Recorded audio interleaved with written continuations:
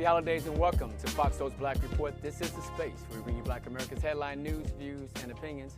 I'm Romeo. I am Brooke. Look at Demi in the holiday spirit. I looked ready. back and said, ready. okay. Bringing pop. the holiday cheer to the show today. I'm Demi, and Nielle is out today. All right, coming up on today's report, unfortunately, COVID-19 surging as the Omicron variant threatens holiday plans. Families trying to get financial relief are struggling with FEMA. This is also COVID-19 news. We'll have the story.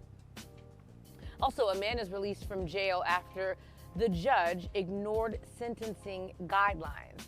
Plus, pastors across the country are trying to decide whether or not to have their scheduled holiday services. And Mariah Carey hits a new level with her classic holiday classic.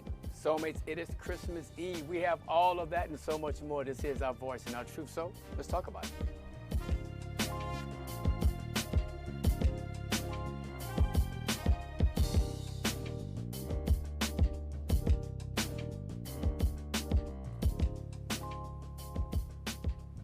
Good evening, Soulmates, and Merry Christmas. I know we're a little day ahead, but I hope you're having a wonderful Christmas Eve. Let's get to our top story. President Joe Biden gave the most direct answer he's given yet on his position on the filibuster and voting rights. CNN reporting the president says he supports making an exception to the Senate filibuster rules in order to pass voting rights legislation. He told ABC News Thursday morning, quote, "If the only thing standing between getting voting rights legislation passed and not getting it passed is the filibuster, I support making the exception of voting rights for the filibuster."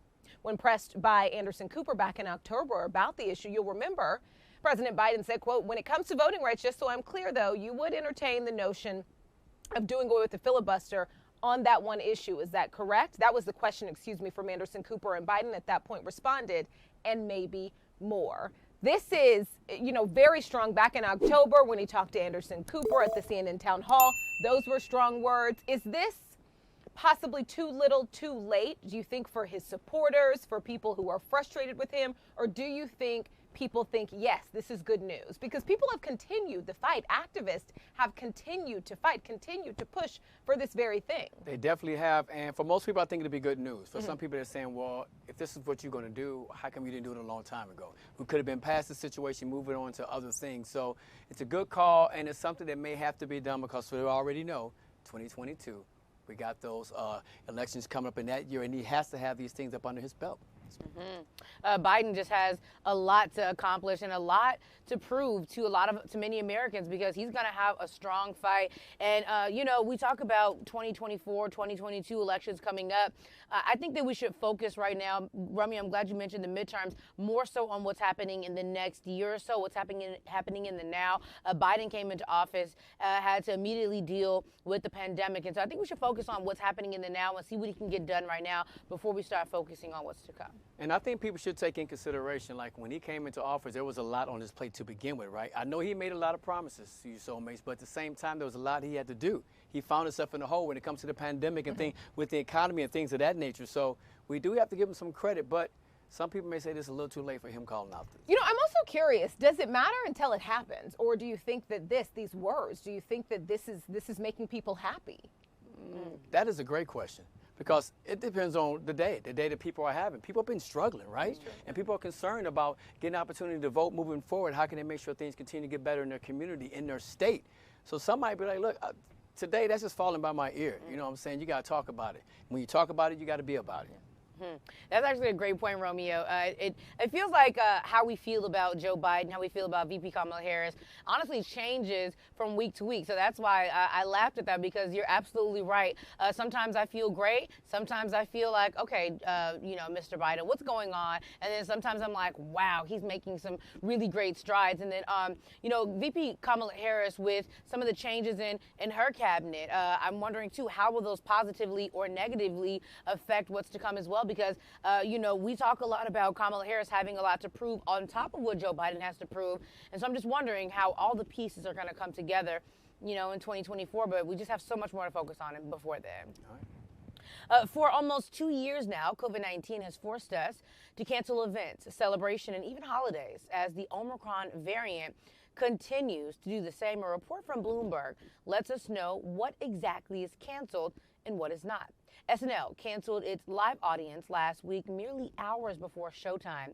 Hamilton, cast on Broadway, has paused performances through Christmas week, and the Rockettes have canceled their Christmas spectacular. NBC has moved its yearly New Year's Eve party to Miami, which has fewer COVID restrictions than the Big Apple. Paris, Rio de Janeiro, and Los Angeles are just some of the cities that have canceled their large New Year's Eve events. The mayor of New York, Bill de Blasio, he has stated that before Christmas, he will decide whether to allow a fully vaccinated crowd gather in Times Square for New Year's. CNN has closed their offices, and Apple, as well as Google and Uber, have extended work from home indefinitely. Israel has banned travel to the U.S. as well as Canada. The Netherlands has gone into lockdown. Meanwhile, Japan's borders will remain closed to foreigners. And also here in Los Angeles, many events have been closed and have been postponed. Some are happening without an audience. All of our UC campuses, some of them have decided not to have in-person classes after winter break for 2 weeks. So a lot is changing, and I think for a good cause. Omicron is spreading. It's spreading very rapidly. And so, the priority right now needs to be making sure that people can stay home, quarantine if needed be, but also just to protect yourself. Yeah, I definitely agree. And I will say this at the end of the day, look, we see what the numbers are doing. We see what's happening across, not just the country, across the world. So people have to take precautions. So this is nothing to get upset about saying, here we go again. Yes, it's unfortunate, but we have to do the right thing. And with the holiday season being here, I'm hearing more news with the New York for New Year's Eve that they may be allowing maybe 15,000 people so they can spread out more instead of the normal 60,000 plus. So that's a possibility. Also here in Vegas, they're going to move forward with theirs. They're going to have their New Year's Eve. So again, people that are traveling to Vegas, when they come back home, will that be a problem? Will the numbers rise?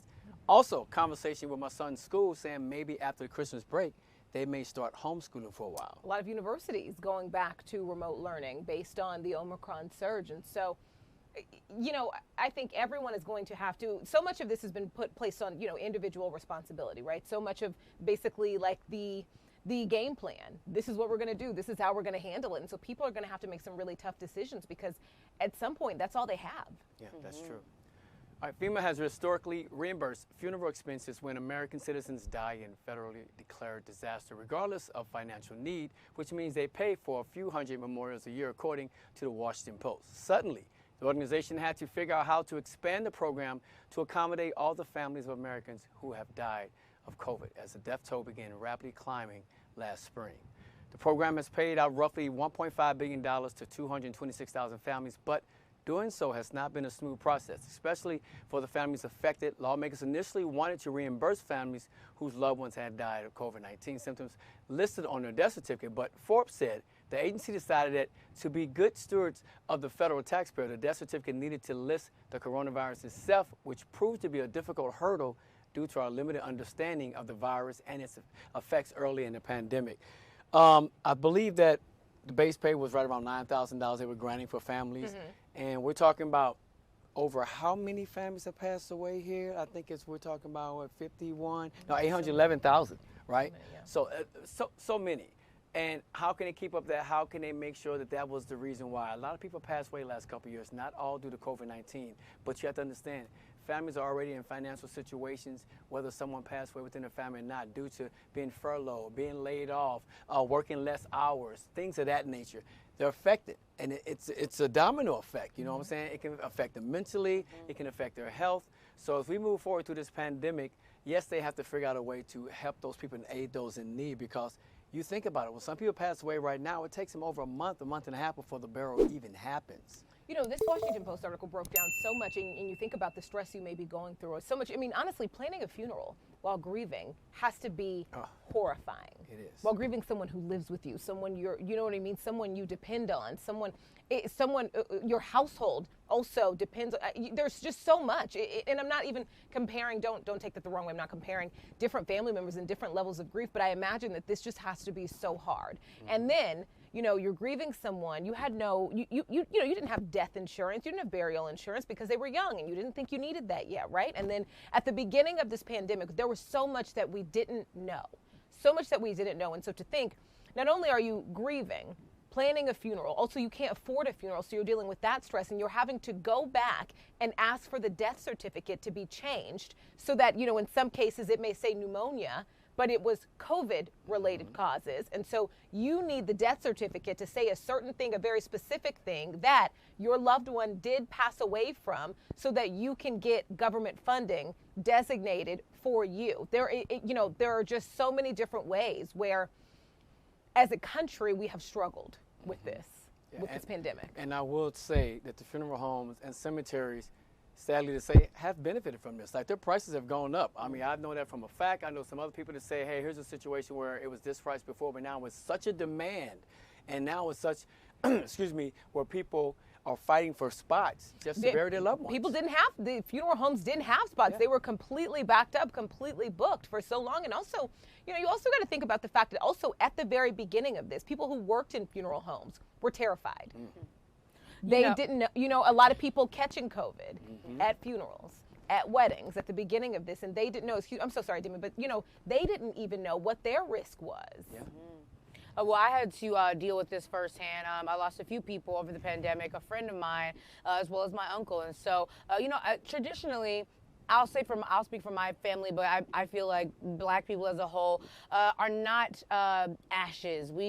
Cremation is not the first. I'll just speak for my family because I don't want to speak for everybody's family. I know for my family, cremation has never been at the top of the list for my family members. My families were like, we want to send someone away properly, a proper funeral. And so a few of my friends and one of my friend that passed away and a couple of family members that passed away both ended up being cremated because, Romeo, like you said, the price of the funerals were astronomical over the pandemic. And also just the process was just a lot. And so some people just went away with having a funeral altogether.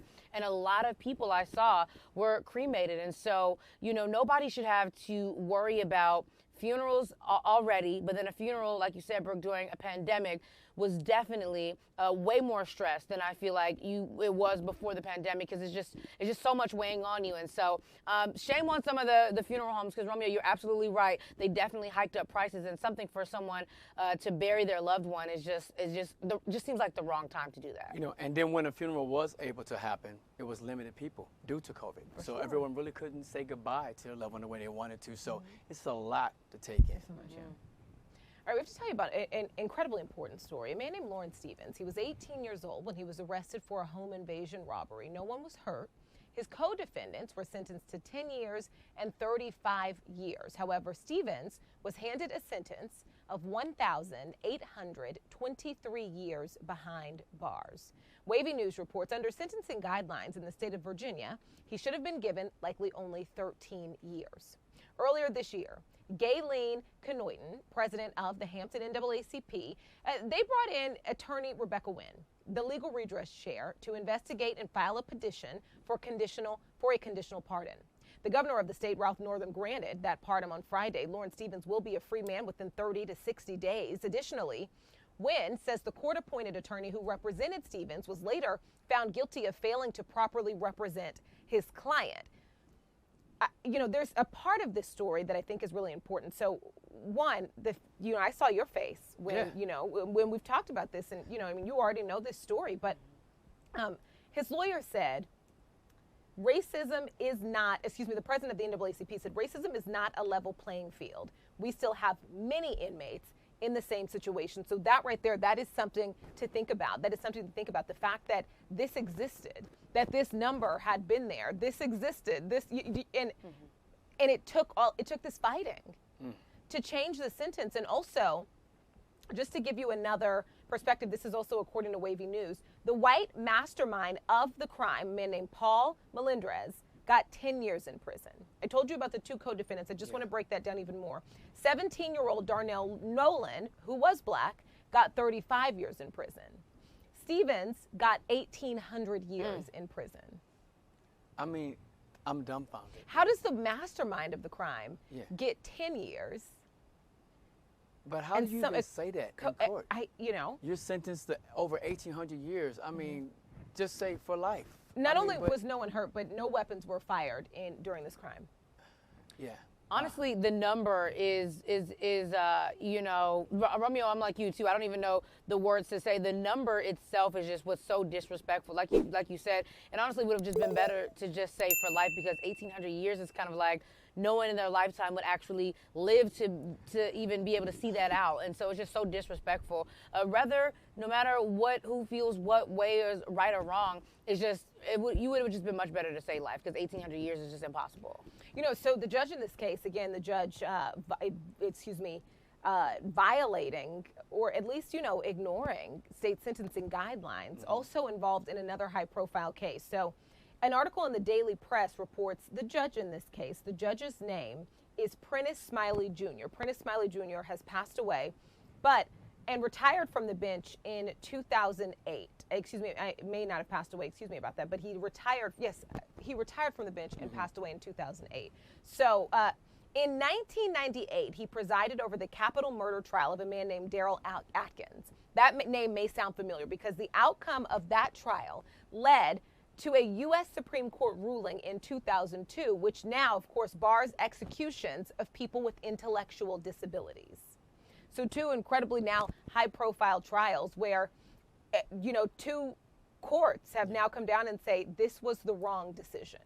And you think about it, when we talk about how the system is so messed up for people of color, 10 years for the mastermind, over 1,800 years for this black boy. And no gun, no shots were fired. I mean, you think about the whole thing. How can they even sit there and say, okay, this is a number we agree upon? Yeah. And I believe he was unhoused at the time. He was homeless. He was a restaurant worker. He was 18 years old at the time. And excuse me, I said two courts, the Supreme Court obviously, and not a court, but the governor of the state. And also, this is something else to add to Ralph Northam's outgoing list of changes that he has made. It also, you know, this is something that was happening while he was governor this very long time. This was a sentence that had been there. There's just so much going on here, but 1,800 years. And I think the question many people have is why? Yeah, absolutely. Well, we will absolutely be continuing to cover this story and much more. Soulmates coming up. As the Omicron variant causes a COVID-19 surge, pastors are having to reconsider holiday services. We have the details after the break on Fox Soul's Black Report.